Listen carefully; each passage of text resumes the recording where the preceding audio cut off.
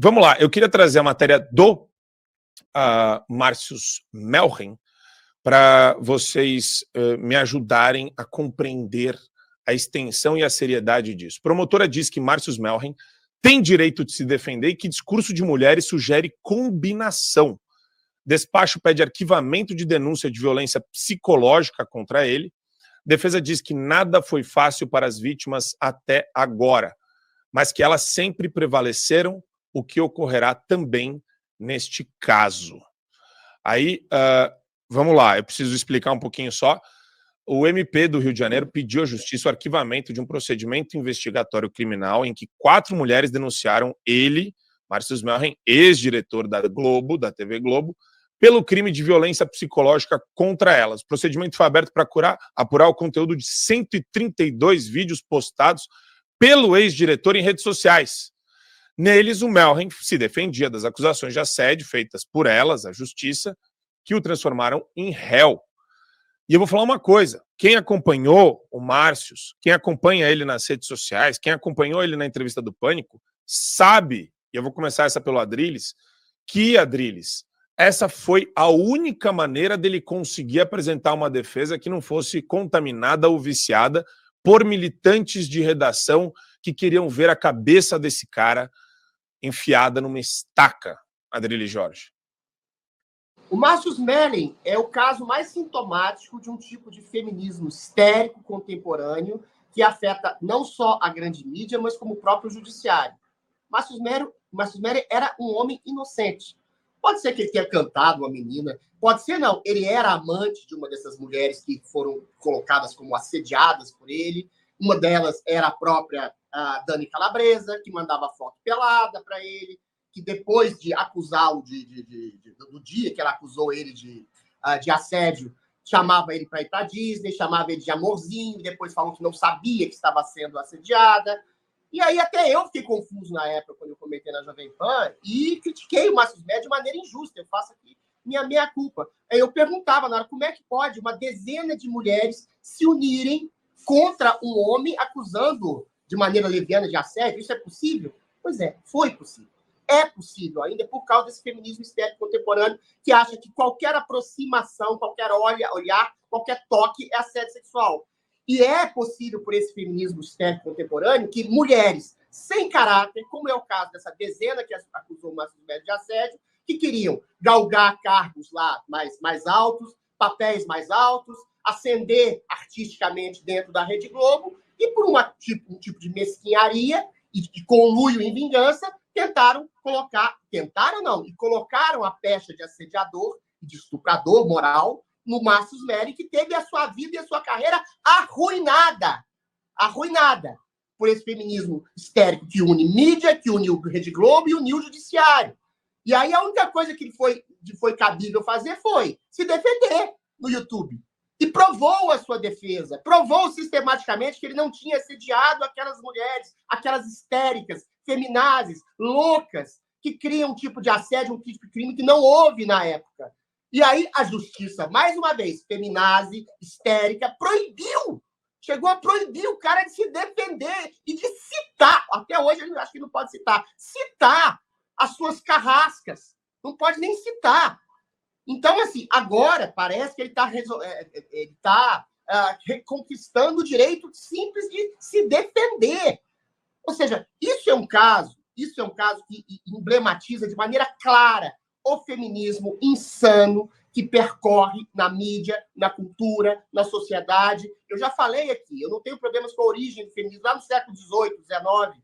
Agora, tudo que as mulheres conquistaram pelo feminismo, já conquistaram, não tem mais nada para ser conquistado. Trabalho, direito de herança, direito de ir e vir, direito enfim, de tudo. Agora, você querer demonizar todos os homens é a bandeira única desse feminismo histérico que viceja aos 50 anos atrás, desde 50 anos atrás. E demonizando uma pessoa inocente como o Márcio.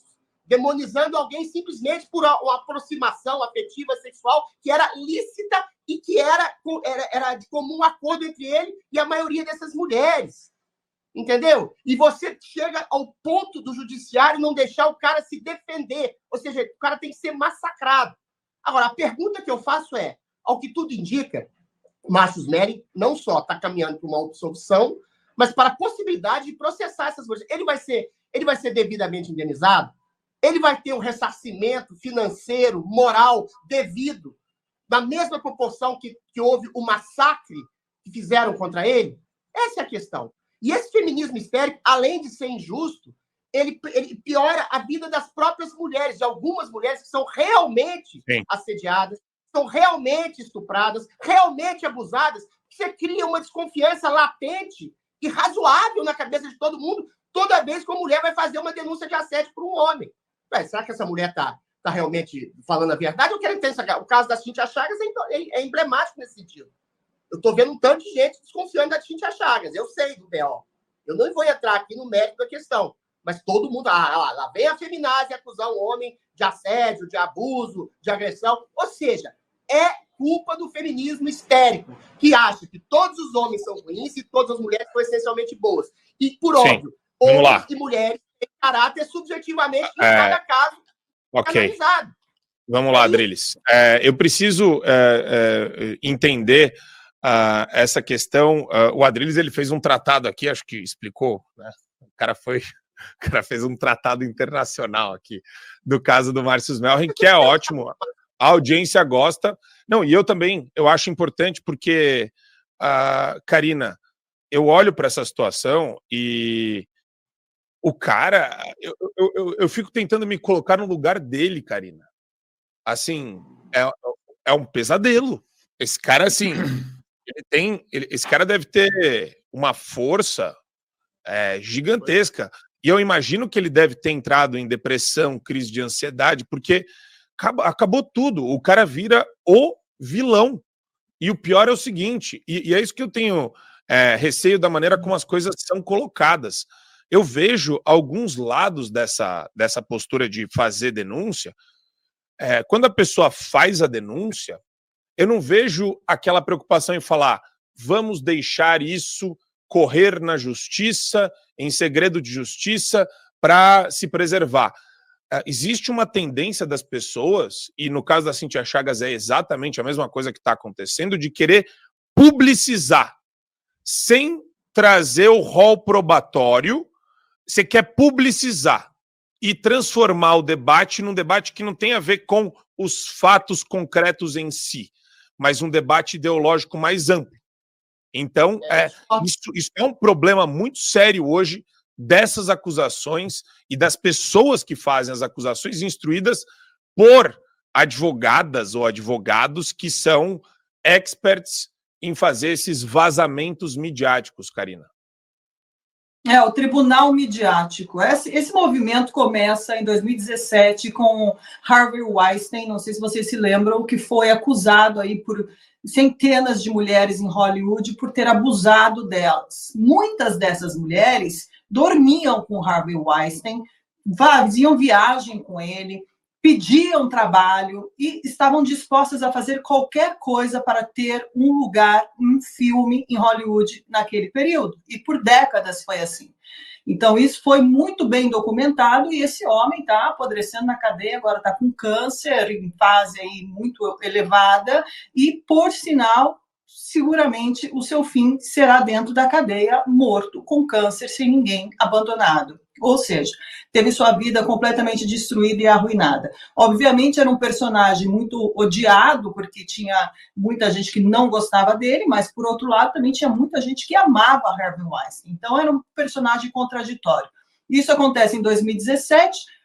O caso do Márcio Smelling vem à tona no final de 2019, veja só a tempística, né, do caso aí, porque deu uma repercussão enorme, então vamos usar essa bandeira do Me Too também para começar a fazer campanha midiática também no Brasil. Vamos escolher um cabra expiatório e vamos levá-lo à guilhotina, né, a guilhotina da mídia. E foi isso que fizeram e foi isso que estão fazendo. Sem pudor, sem piedade e com uma crueldade jamais vista. Agora, o que eu defendo aqui, obviamente, existe centenas de milhares de mulheres que vivem num terror pesado dentro de suas casas, dentro de suas famílias, por tratamentos muito duros e pesados. Muitas mulheres que são, de fato, perseguidas, recebem, batem, né? O marido que bate, que espanca, enfim, isso são casos realmente que devem ser tratados com muito cuidado. Isso sim são casos seríssimos,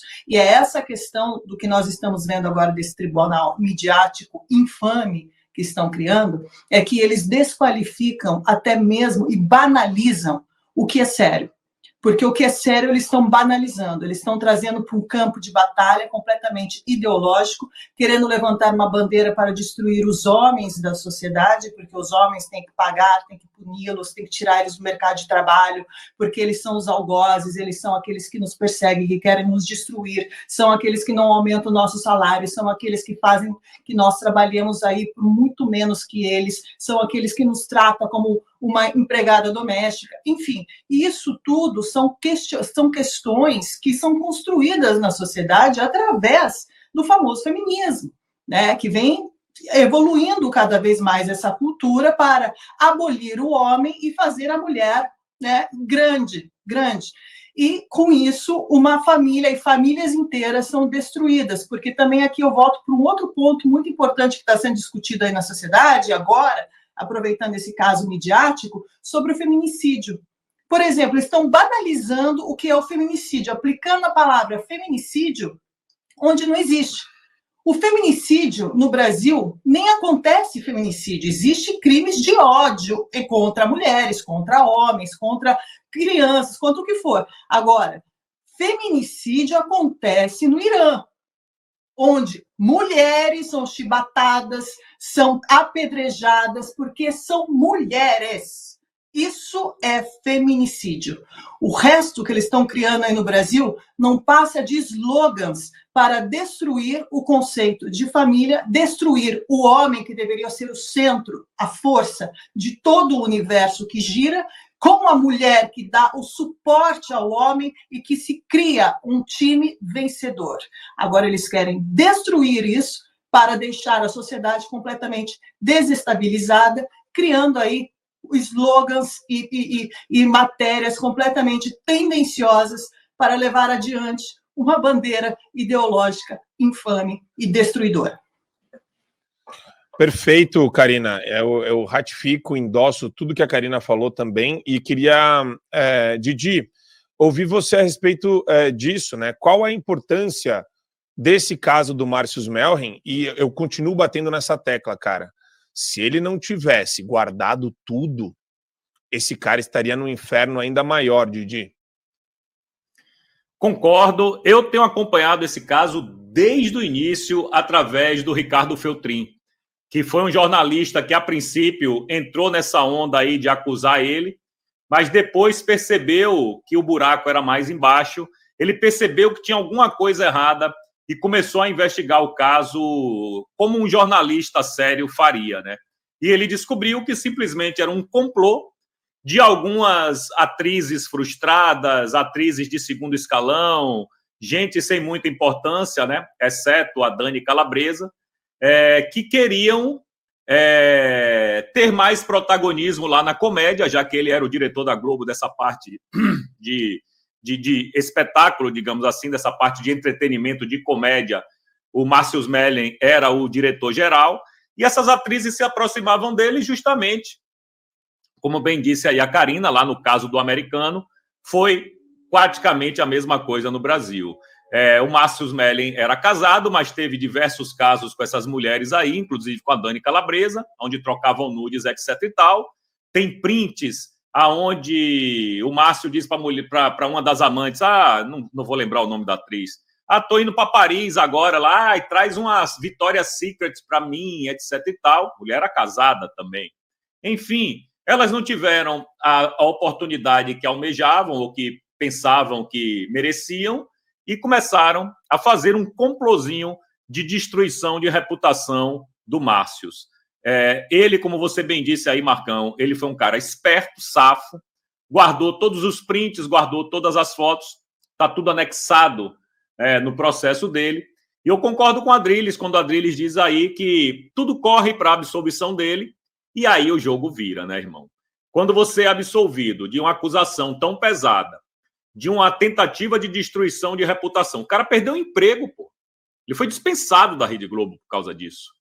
Então, ele merece, sim, processar todas essas mulheres por todas as perdas que ele teve ao longo desses últimos anos.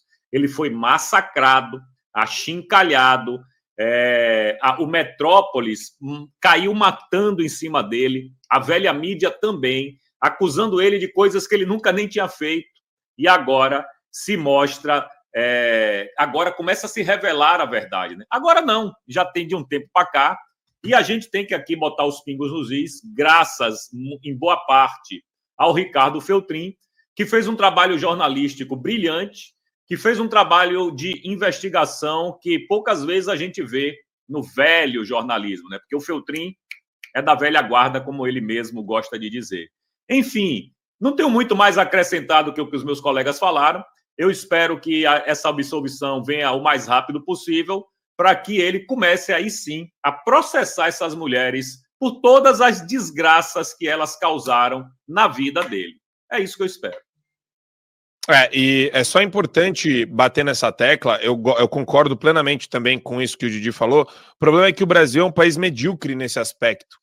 É um país que, juro por Deus isso, tá? E eu posso até criar um probleminha, talvez, por generalizar isso, mas tem muito juiz medíocre, tem muito desembargador medíocre, e eles não conseguem enxergar a importância de indenizações vultuosas em casos de difamação, de grave difamação, calúnia e injúria. Então, lá nos Estados Unidos, você vai atrás de uma emissora de televisão que promoveu a mentira, que promoveu a desinformação e esses ataques ao cara, você consegue pegar uma indenização vultuosa milionária. Então, é um corretivo. Aqui no Brasil, infelizmente, pega o caso da escola base, né? 20 e tantos anos depois, ainda nem consegue receber a indenização, o pessoal já tinha morrido, os donos da escola base, né? Já tinham morrido. Pagou lá 100 pau, 100 mil reais. Aqui, ó. Vai fazer o quê com 100 mil reais?